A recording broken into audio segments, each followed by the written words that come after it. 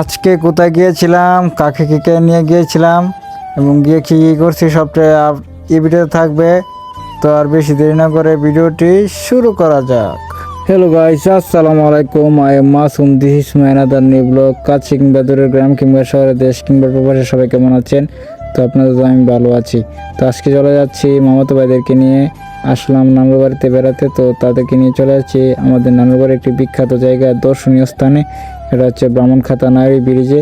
এই জায়গাটা হচ্ছে ব্রাহ্মণবাড়িয়া জেলা, নবীনগর উপজেলা, কাইতলা ইউনিয়নের সেই নারী গ্রাম। তো এখানে খুবই সুন্দর একটি ব্রিজ রয়েছে। তো এখানে আমি আসলে কিন্তু এখানে চলে আসি। তো এখন কিন্তু ভিডিও বানাই, যার কারণে আমি আরও চলে আসলাম ভিডিও বানাতে, কয়েকটা শ্যুট নেওয়ার জন্য। এখন দেখতে পাচ্ছেন আমাদের মামাতো ভাইদেরকে নিয়ে হাঁটি হাঁটি করে চলে আসলাম এখানে। সেটা এখানে খুবই সুন্দর একটি জায়গা।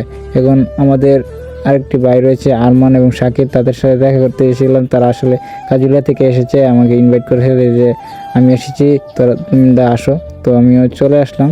দেখতে পাচ্ছেন আরমান, তারা কিন্তু আমাকে খুবই এই মোহব্বত এবং ভালোবাসা দিয়ে তাদের গ্রামে গেলে, কাজুলিয়া গ্রামে আসলে তারা খুবই আমাদের সাথে ঘোরাফেরা করে।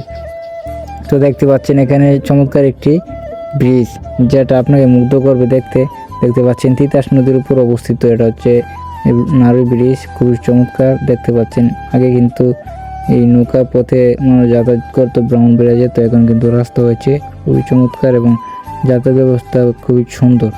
আসলে আরেকটা কথা বলে রাখি, যাদের বাড়ি এই আশেপাশে আছে তারা আপনাদের সন্তানদেরকে একটু সতর্কভাবে রাখবেন। আসলে গাড়ি যাওয়া আসা করে, বেশি প্রচণ্ড পরিমাণে গাড়ি আসা যাওয়া করে। তো এখন কিন্তু আমরা কয়েকটা শ্যুট নিতেছি ভিডিও করার জন্য।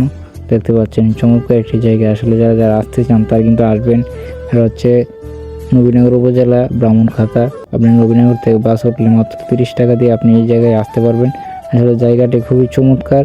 যদি ঈদ এবং কোনো অনুষ্ঠান থাকে, বিশেষ করে শুক্রবারে এখানে জুম্মা নামাজের পর বেশি একটা উন্মাদনা থাকে।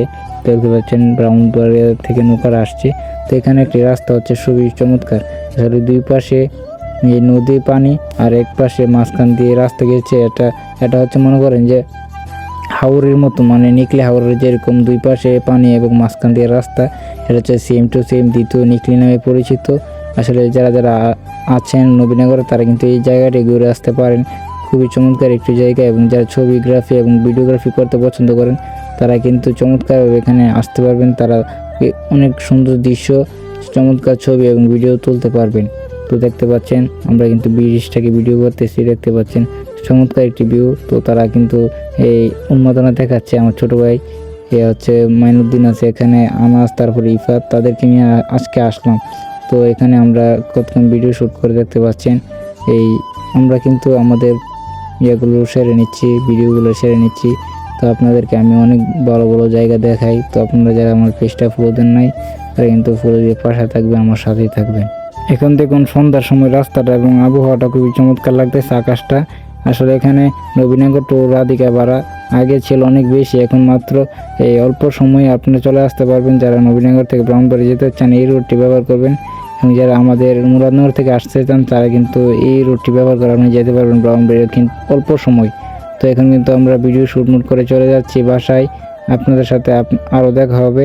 তো তাদের এই ভিডিও করতেছি, দেখতে পাচ্ছেন আমার মামাতো ভাইরা, তারা কিন্তু অনেক আনন্দের সাথে আজকে আসতেছে।